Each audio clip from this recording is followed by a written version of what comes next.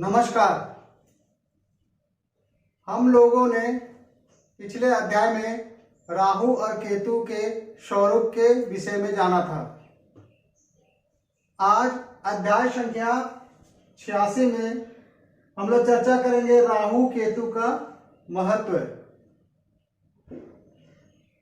राहु और केतु एक छाया ग्रह है।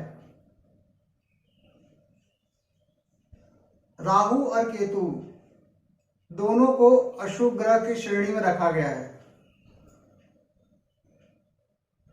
तो क्या राहु और केतु हमेशा अशुभ परिणाम देंगे? आज इन विषयों को श्लोकों के माध्यम से हम लोग समझेंगे। 9 ग्रह में राहु और केतु को ग्रह की संख्या प्राप्त है, परंतु इन्हें राशियों में स्वामित्व प्राप्त नहीं है, परंतु नक्षत्रों में राहु और केतु को स्वामित्व प्राप्त है। नक्षत्रों का स्वामी प्राप्त है और नक्षत्र का स्वामी प्राप्त होने के कारण राहु और केतु की दशा राहु की 18 वर्ष तथा केतु की 7 वर्ष प्राप्त है। राहु की 18 वर्ष इतनी लंबी दशा और राहु एक अशुभ ग्रह होता है। क्या यह 18 वर्ष अशुभ परिणाम ही देंगे? आइए आज श्लोक के माध्यम से हम लोग इसे समझेंगे।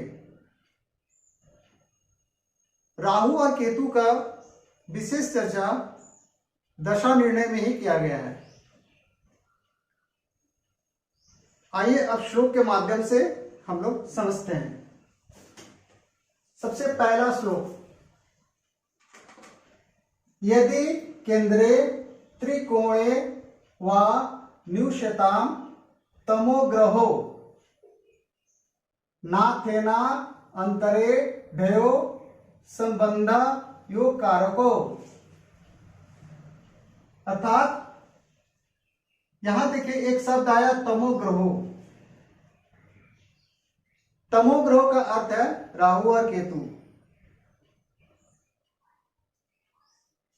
यदि केंद्रे त्रिकोणे व न्यूशताम तमोग्रहो, इसका अर्थ यह हुआ कि यदि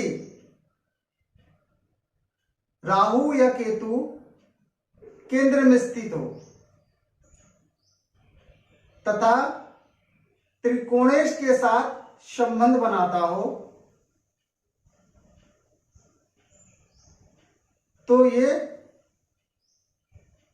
योगकारी होता है।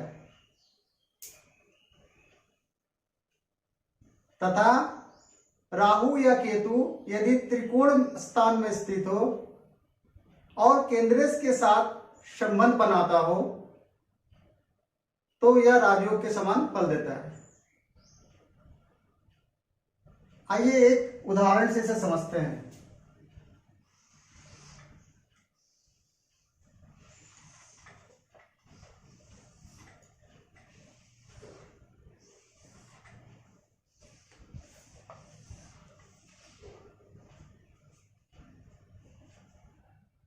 ये हम जानते हैं पहले से कि अशुभ स्थान में अशुभ ग्रह शुभ फल देता है। अर्थात अशुभ स्थान 3रा भाव, 6ठा भाव और एकादश भाव। इन 3 भाव में राहु और केतु रहे तो परिणाम अच्छा देंगे।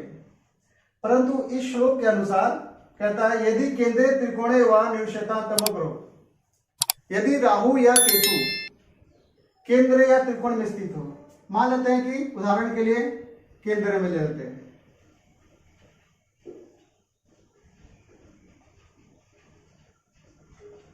मान लेते हैं कि राहु और केतु केंद्र में स्थित है, कहीं भी स्थित है, यहां यहां यहां यहां। यदि मान लेते राहु यहां स्थित है तो केतु यहां स्थित होगा। यदि राहु यहां स्थित है केतु यहां स्थित होगा। तो यह केंद्र में कहीं भी स्थित हो और यदि यह त्रिकोणेश, त्रिकोणेश हम लोग कौन कौन से भाव को बोलते हैं, पंचम भाव और नवम भाव, तो इसका जो भी स्वामी होगा, इसके स्वामी के साथ यदि इनका संबंध हो, या तो स्थिति हो या दृष्टि हो, यहाँ संबंध का अर्थ हम लोग स्थिति या दृष्टि को मानेंगे। तो यहाँ यदि त्रिकोणेश अर्थात पंचमेश या नवमेश का स्वामी यदि राहु या केतु के साथ केंद्र में स्थित हो तो यह योगकारी होता है। दूसरा, यदि राहु या केतु त्रिकोण स्थान में स्थित हो, राहु या केतु त्रिकोण स्थान में स्थित हो और केंद्र के स्वामी के साथ संबंध बनाता हो, केंद्र के स्वामी अर्थात 1, 4, 7, 10 का जो भी स्वामी होगा कुंडली के अनुसार, इसके साथ यदि संबंध बनाता अर्थात यहां स्थित हो या इसे दृष्ट करता हो तो यह योगकारी परिणाम देगा, अर्थात राजयोग के समान अपनी दशा अंतर्दशा में यह परिणाम देगा। कौन? राहु और केतु। यह श्लोक इस चीज की पुष्टि करता है।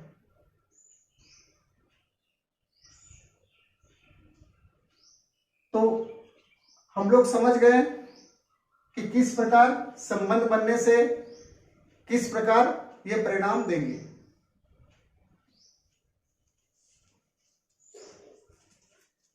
दूसरा नंबर श्लोक, तमो ग्रहो अर्थात राहु और केतु, तमो ग्रहो शुभारूढ़ो संबंधो एवं केनचित अंतर्दशा नुरूपेण भवेताम योग कारको। तमोग्रह शुभारूढ़, यहां एक शब्द आया शुभा, यहां शुभारूढ़ का अर्थ हम लोग दो तरह से समझेंगे। पहला समझेंगे हम लोग शुभ ग्रह की राशि और दूसरा इसका अर्थ समझेंगे शुभ स्थान। शुभ स्थान हम लोग जानते ही हैं, शुभ स्थान केंद्र तथा त्रिकोण, केंद्र तथा त्रिकोण के स्थान को हम लोग क्या बोलते हैं? शुभ स्थान। शुभ ग्रह की राशि, शुभ ग्रह की राशि भी हम लोग जानते हैं। निर्विवाद रूप से दो शुभ ग्रह होते हैं, हम लोग जानते हैं, गुरु तथा शुक्र। बुध और चंद्रमा भी होते हैं, ये कंडीशनल होते हैं। बुध को भी ले सकते हैं कभी कभार, परंतु शुभ ग्रह की राशि की जब बात होगी हम लोग कौन सा लेंगे? शुक्र और गुरु। अर्थात गुरु की कौन कौन सी राशि होती है? 9वीं राशि, 12वीं राशि, अर्थात धनु, धनु राशि और मीन राशि। और शुक्र की कौन सी राशि होती है? वृष राशि तथा तुला राशि।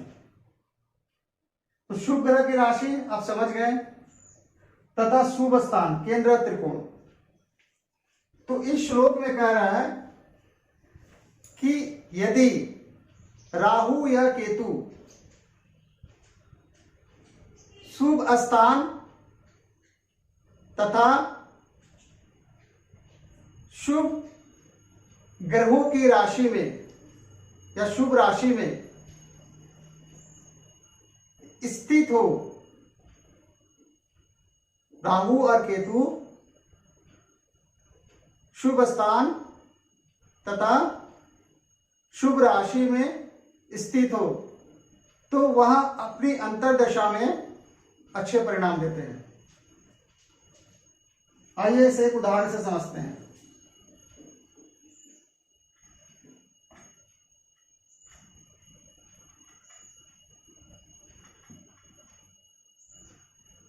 ये लग्न हो गया, मान लेते हैं धनु लग्न की पत्रिका है, 9, 10, ये हो जाएगा 11, ये हो गया 12, 1, 2, 3, 4, 5, 6, 7, 8। तमोगुणी शुभारूढ़ो संबंधो एन केंचित, अर्थात राहु या केतु शुभ ग्रह, क्षमा चाहते हैं, शुभ ग्रह की राशि अर्थात शुभ राशि में, तो ये मीन राशि शुभ ग्रह की राशि है। यहां मान लेते हैं कि राहु या केतु बैठा हुआ है, परंतु राहु और केतु किसी के साथ संबंध नहीं बनाता हो, एन केंचित, अर्थात किसी के साथ संबंध नहीं बनाता हो, अर्थात राहु और केतु अकेला बैठा हो, स्थित हो। यदि राहु और केतु शुभ ग्रह की राशि अर्थात शुभ राशि में या शुभ स्थान, तो केंद्र का स्थान शुभ स्थान हो गया, में स्थित हो, अकेला स्थित हो, एन किंचित अर्थात अकेला स्थित हो, किसी के साथ स्थित नहीं हो, तो ऐसी अवस्था में राहु या केतु की अंतर्दशा आती है तो वह अच्छा परिणाम देता है। यदि मान लेते हैं राहु और केतु यहां बैठा है, तो राहु केतु यहां बैठा है, परंतु किसे बैठा है, एक नंबर की राशि अर्थात मेष राशि, तो शुभ ग्रह की राशि नहीं है। ठीक है, इस प्रकार इसे समझना है। दूसरा, इसी श्लोक में कहता है इसका अर्थ कि राहु और केतु शुभ स्थानों में स्थित हो और किसी ग्रह से संबंध नहीं बनाता हो। राहु और केतु शुभ स्थानों में स्थित हो और किसी ग्रह से संबंध नहीं बनाता हो,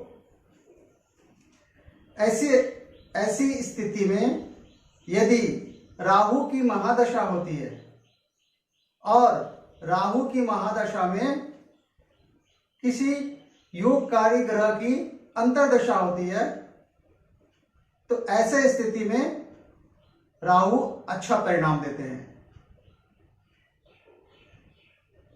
अर्थात योगकारी ग्रह की अंतर्दशा, तो योगकारी ग्रह हम लोग समझते हैं, योगकारी ग्रह किसे किसे कहते हैं, पंचम और नवम के स्वामी को हम लोग योगकारी कहते हैं, तथा केंद्र और त्रिकोण के दोनों के स्वामी एक हो तो पूर्ण योगकारी उसे कहते हैं, तथा केंद्र के ऐसे भाव ऐसे स्वामी जो लग्नेश का मित्र हो तो उसे भी योगकारी कहते हैं हम लोग। तो ऐसे योगकारी ग्रह की यदि अंतर्दशा चल रही, अर्थात राहु या केतु अकेले कहीं बैठा हुआ है केंद्र या त्रिकोण में और राहु की महादशा चल रही है, ठीक है, और ऐसे स्थिति में यदि किसी योगकारी ग्रह की एक अंतर्दशा आती है तो राहु अपनी महादशा में अच्छा परिणाम देते हैं। यह श्लोक संख्या 2 का अर्थ हुआ। तीसरा नंबर, यद भावेश युतो वापी यद भाव समागतो तत्फलानि प्रबलो प्रदिशेताम तमोग्रहो। अर्थात इस श्लोक का अर्थ क्या हुआ, इस श्लोक का अर्थ है कि यदि राहु या केतु जिस भाव में स्थित होते हैं तथा जिस भावेश के साथ स्थित होते हैं, राहु और केतु तदनुसार फल को करते हैं। अर्थात राहु और केतु जिस स्थान में बैठते हैं वह उस स्थान का फल करते हैं, तथा जिस भावेश के साथ बैठते हैं उस भावेश का भी वह फल करता है। आइए इसे उदाहरण से समझते हैं। मान लेते हैं कि राहु छठे भाव में बैठा है, तो राहु छठे भाव में बैठा है तो कहां का फल देगा, ये छठा का फल देगा। कहां का फल देगा, ये छठा का फल देगा। मान लेते हैं कि राहु यहां मंगल के साथ बैठा है, मान लेते हैं कि राहु मंगल के साथ बैठा है, तो मंगल कौन हो गया, भावेश है, किसका किसका है, पंचम भाव और द्वादश भाव। इस कुंडली में पंचम भाव और द्वादश भाव का स्वामी हुआ मंगल, मतलब पंचम भाव और द्वादश भाव का स्वामी हुआ मंगल। मंगल क्या है? भावेश है। ठीक है, तो मंगल के साथ यहाँ राहु स्थित है, तो राहु क्या करेगा? अपनी दशा अंतर्दशा में मंगल का भी फल करेगा, जबकि मंगल इस भाव का स्वामी है, पंचम भाव का, द्वादश भाव का, तो राहु मंगल का भी फल करेगा। इस श्लोक का ये अर्थ है।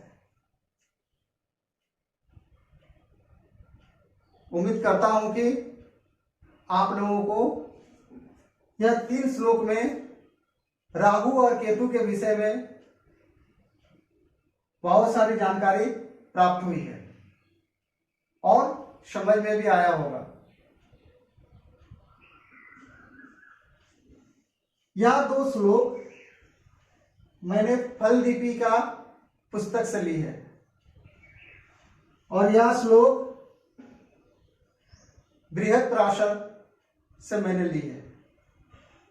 आप भी स्वयं से जाकर अध्ययन कर सकते हैं और स्वयं से व्याख्या कर सकते हैं।